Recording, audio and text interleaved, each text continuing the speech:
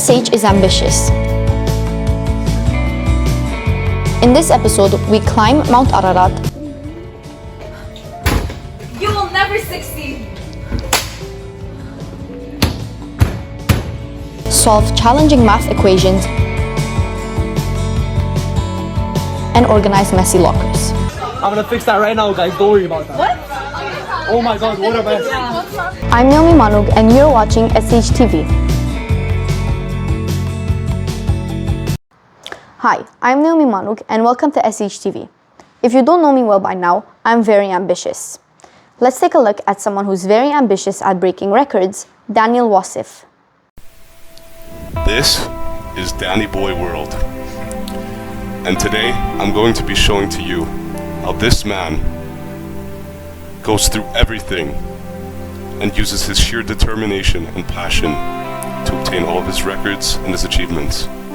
Let's begin. Hi everybody, this is our best friend, Daniel Wassef, also known as Danny Boy World, and we're going to be interviewing him about determination. All right, let's begin. So basically what determination did is basically it's a will that everyone has to pursue a big dream. If you ever have a big dream, pursue it. That's how determination, I see it that way, because if you have a will, there's always a way. And I learned it like with a lot of different things, a lot of different aspects of my life, and all of my perspectives, like when God has saved me from a lot of negativity or a lot of faith. I've stayed faithful no matter what, no matter where, no matter even how or why. I never questioned myself. I just kept going, and that's what got me into this whole vibe of breaking some Guinness World Records. All right, thank you. Good, Danny. Danny, how do you think your amazing fans helped you achieve these wonderful goals? Honestly, I could say that they are a gift from God. They are a blessing. If I wasn't here right now because of them, within God, I wouldn't have been here right now. I speak as an Orthodox Christian, just like all of you, because it's all a matter of faith. It's all a matter of belief. It's all a matter of trusting in His timing. I mean, anything can happen for a reason. As long as you keep your faith in Him, He'll bring some good people in your life. I mean, trust in Him. Trust the process. Imagine some people who hates you pretend they're transparent glass door. It's like you can see your future behind you. You can see some great people behind them. Open that glass door, pretend they're transparent, and you see through it. It's like pushing a new door to new opportunities. It's like pushing them aside and say, hey, I don't need this. I need you as my supporter, and no negativity allowed. That's all I can say. That's all I see it. Strong words, Danny. Let's go. Let's go. The first record you've ever beaten. Yeah. So can you talk a little about that? Well, what I did about this record is that basically I was playing football, soccer, on my street a couple of years ago when the pandemic has hit. What I was doing lately is just I've been juggling, I've been tapping the football on my toes, and then one day I borrowed my neighbor's basketball hoop. I told myself why not, it would be a good idea to do a little trick off my shoulders. Then I kicked the ball backwards into the basketball net, as you can see. But I wanted to make it a world record since then. That's what inspired me to do a world record. At first it got rejected, but at a couple of months later, it got certified because of my creativity. So that's how I see it. This is how basically what I was speaking at first when I was saying God has great things for me. Well, He helped me, and he helped me had a will to get this. Some would say you were determined to get that record. All right, and now his most recent record. Take me through that, Danny. Well, this is my most recent record. Is the most consecutive football toe taps. I did 250. That was last year in July. What I basically did, this is one of my second attempt. I attempted in back then. I did it in a minute. I did 151 in a minute. It's basically it's like the ball's on the ground. You tap it on one on top of the other, alternatively with your feet.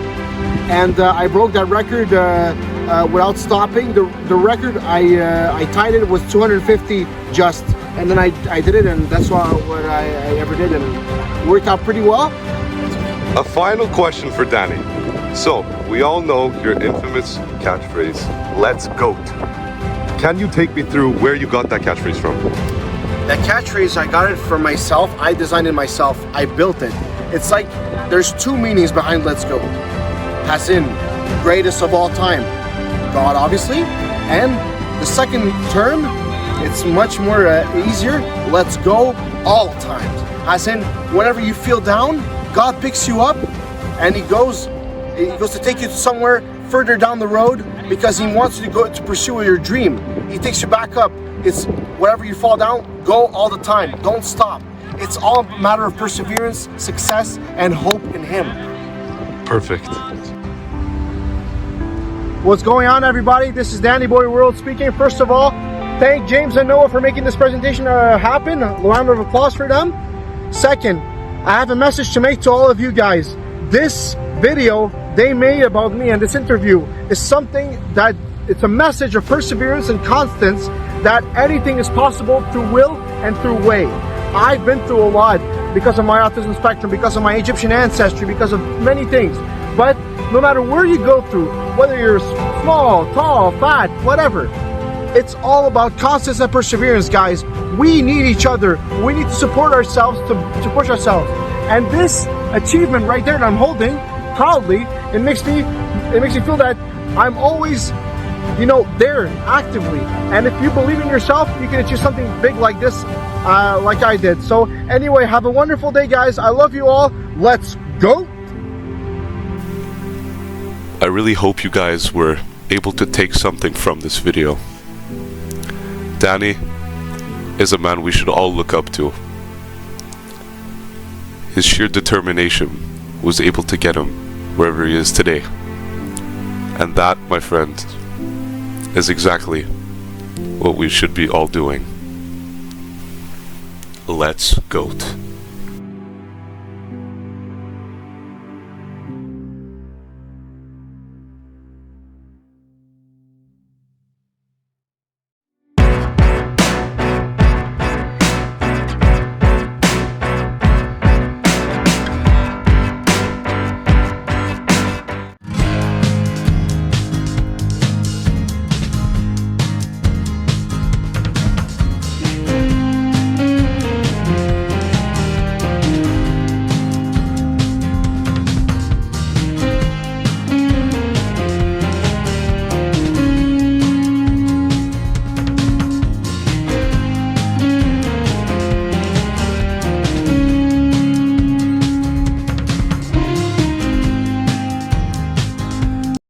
It wouldn't be a good episode about ambition if we didn't talk about what would happen if you don't have it. Here are some examples.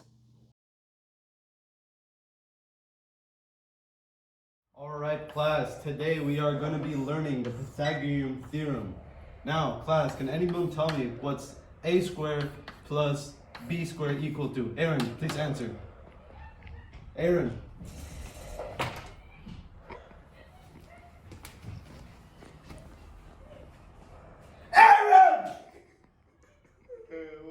What's the answer? A squared plus b squared.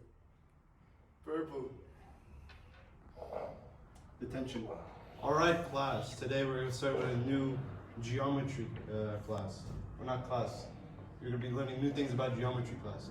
Now, can anyone tell me what's the circumference of the circle? Aaron. Can you tell me what's the circumference of the circle? What? Did you sleep well last night? No. Okay, go grab a glass of water. And that's the lesson for today. Now I want y'all to open up your exercises, and I want you to write them down and start working on them. Hey, excuse me. Hey, Richard. What are you doing? What are you doing? Work. Hey, I don't want you doing that again. You're not my boss. Hey, don't talk to me like that. What do you say to me? Hey, go to Mrs. Tucker's office right now. Dude, I hate this class! Okay, class, so last period we finished chapter 7 to 8. Now I want you guys to start reading on chapters 8 to 9. Hey, what are you doing? What are you doing? Nothing. I want you to go to detention. I'm gonna give you a detention. Let's go. Let's go. I don't want this. Hey, you people, I don't want this in my class. Sorry, sir. You'll never be like him. I don't like students like you. My mom's good. Hello, class. So I'm your new substitute teacher for the rest of the year. Unfortunately, your teacher has been diagnosed with stage 3 cancer. Excuse me, who's making that noise? Who's making that noise? Who's making that noise? Look behind you. It's the person behind you. Whoa! Whoa! You think that I'm some teacher that I can't do stuff that a teacher does? You think I'm different than your teacher? Nah, I'm gonna give you detention right now. Go to Mr. Sakis' office right now. Right now. Hey, right now. Hey, I got power here, bro. You get power over here. I'm your new substitute teacher, and today I'm replacing your teacher, History 101, Special Education. Sir, I have a question. Yes. We're learning about slavery, not skibbity toilet. Your teacher asked me to teach you about 2023 Smurf cat meme. So it's not slavery? No, we don't talk about slavery here. Okay.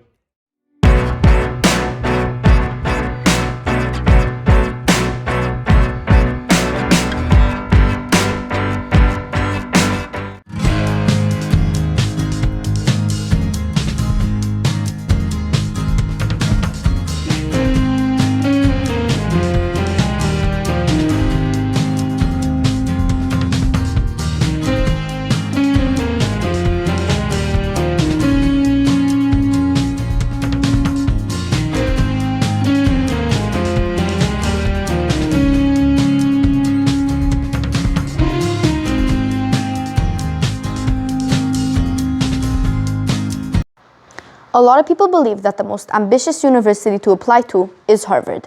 We had the chance to sit down with Harvard professor Lisa Gulesserian and ask her 5 questions.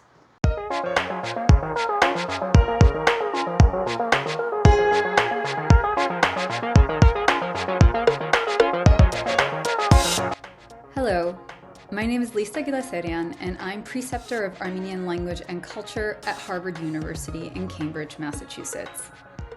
So you've asked me to talk about ambition, and I'm going to go through these questions one by one.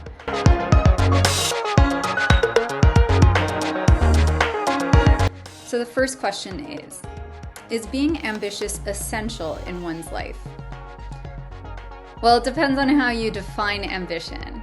If you define it as the Oxford English Dictionary does in one definition, as a strong desire for achievement, advancement, or honor, I'm not convinced that this is the sort of ambition that is necessary in someone's life.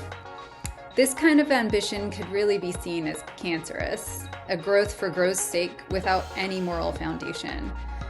So, this ambition as a desire for fame or riches or honor is something that can do more harm than good. This is personal advancement as the ultimate goal at the expense of the welfare of others. I see this in speeches by CEOs where the goal is to increase profits at any cost, and whether those costs are human or environmental, it doesn't matter. So if this is the kind of ambition you have in mind, I would say that the world might be better if there was less of it.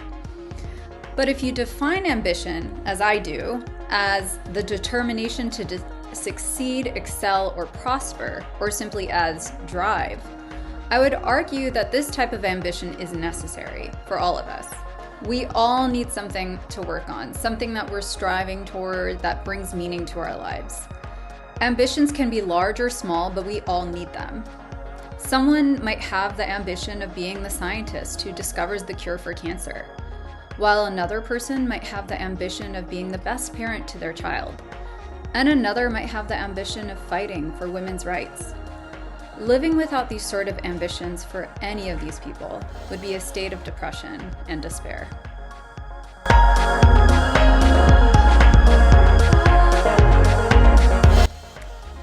Question 2. Do you think ambition will always lead to success? No, I don't. Even with a drive to complete a task, we might fail in that endeavor, or the goal might shift and change in response to unforeseen circumstances. I could have the drive to foster world peace, but systemic geopolitical issues might prevent me from achieving that goal. Being adaptable and open to the ways in which you can still work toward a goal by different means is an important part of learning how to be a person in the world.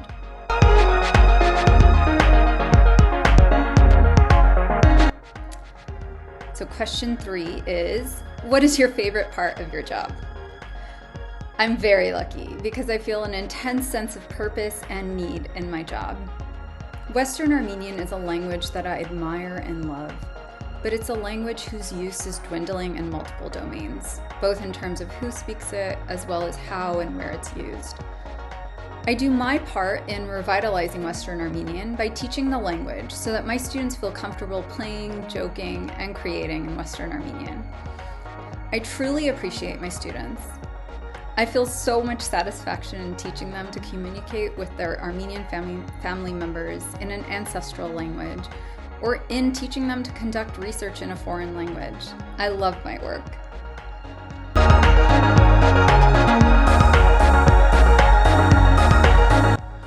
Okay, and then question 4 is, was becoming a Harvard teacher always your dream? Not necessarily. Throughout my life, teachers and librarians served as my mentors. I've been very fortunate to have been taught by amazing educators. I was also extremely fortunate to be raised by devoted parents who instilled a strong moral sense in me.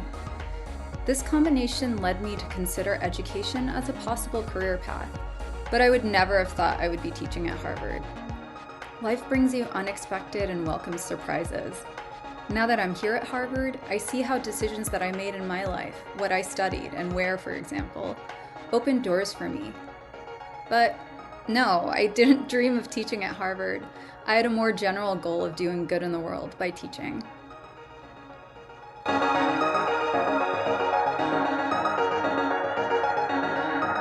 Question 5. In general, what are the key components to achieve a goal? I would say that there should be an underlying reason driving you to achieve that goal.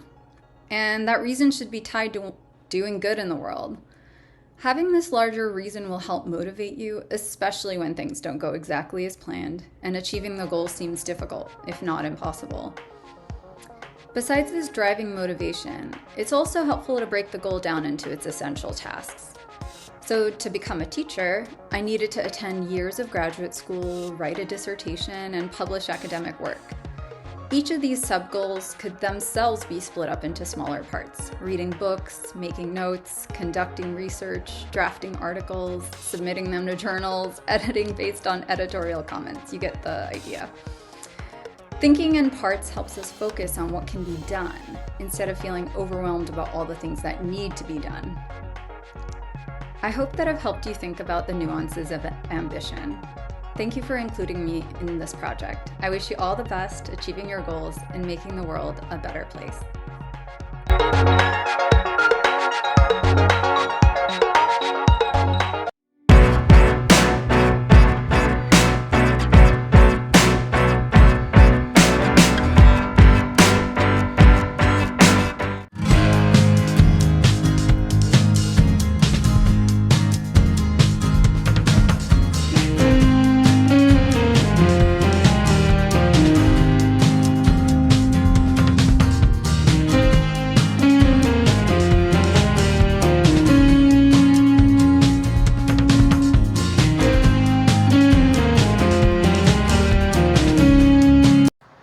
Armenians believe that the most ambitious mountain to climb is Mount Ararat. Let's show you that.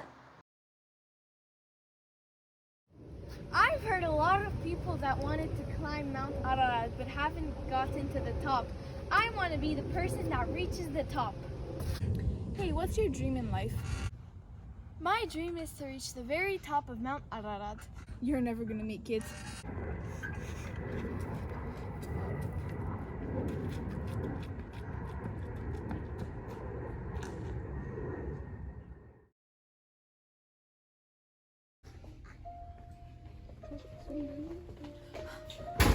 You will never succeed.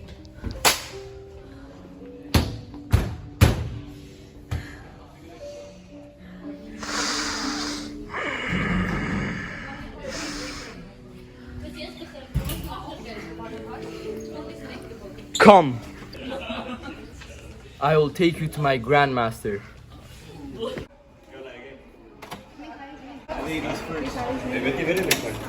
Do some jumping jacks, please. Let's go. And 1, and 2, and 3. Let's go. We can do it. Don't give up. Don't give up. Another 10.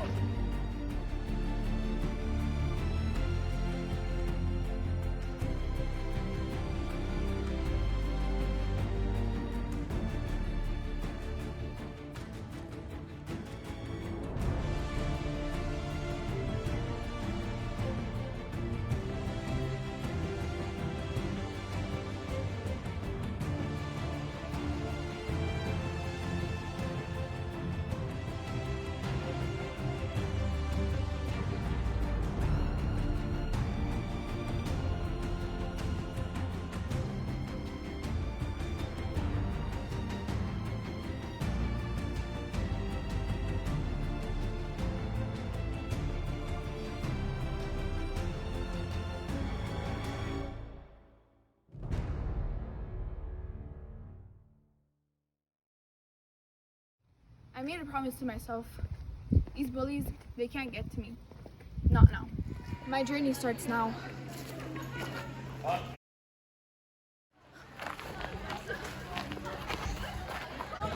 I'm halfway there. So tired, but I can't give up.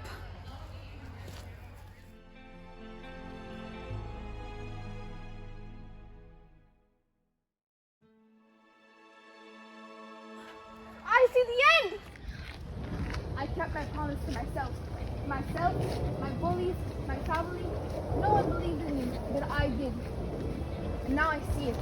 The top of Mount Ararat.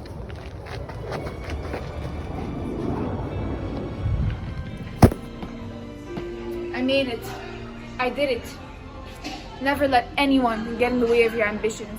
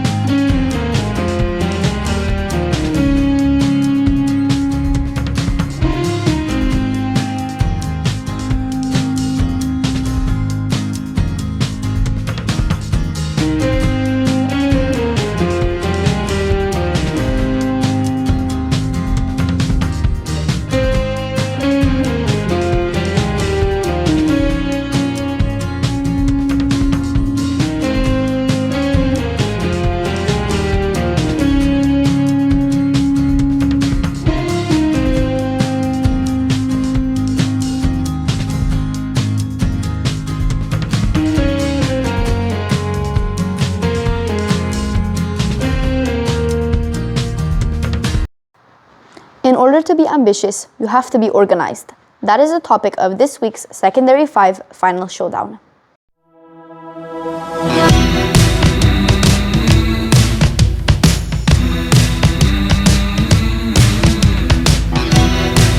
In this challenge, each Secondary 5 student must instruct the Secondary 2 sketch artist to reproduce the following photo.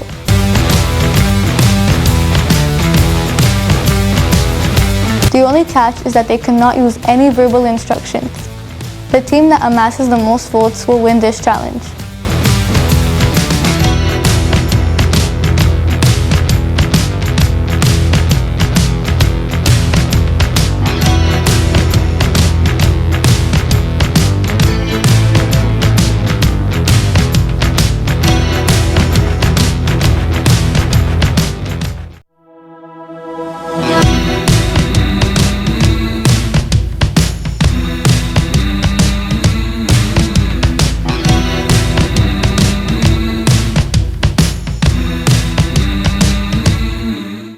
Oh, it's you again. I'm Elizabeth Ramya, and this is the new challenge for the Secondary 5 Final Showdown. As you can see, I was cleaning out my locker. Let's see what the new challenge is all about.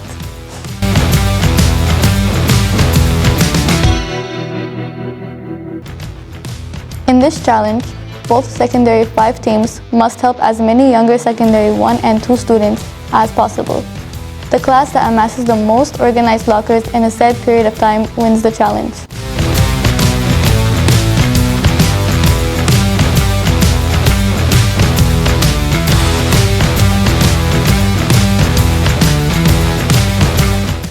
Oh, as you can see, my locker is a bit messy. Let's see if the secondary 5s are a bit better at organizing lockers.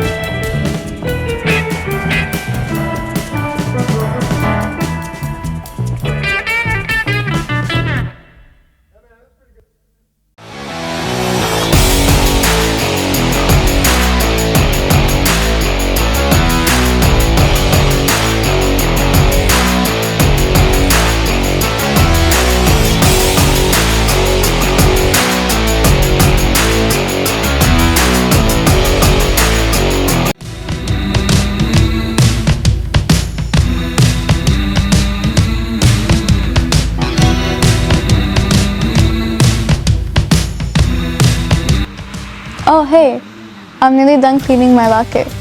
Congrats Secondary 5A, you won! Let's see who's gonna win in the next week's competition in the Secondary 5 Final Showdown.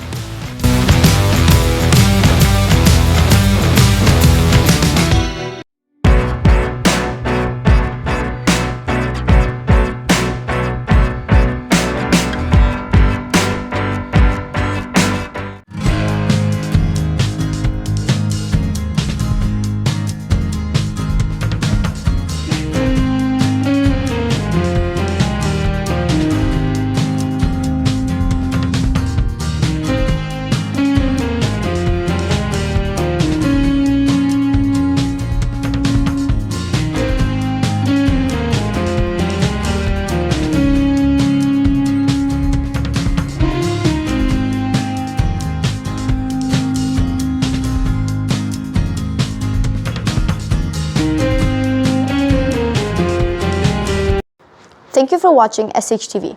A lot of people in this school believe that they are very good at math. Well, let's put one more person to the test.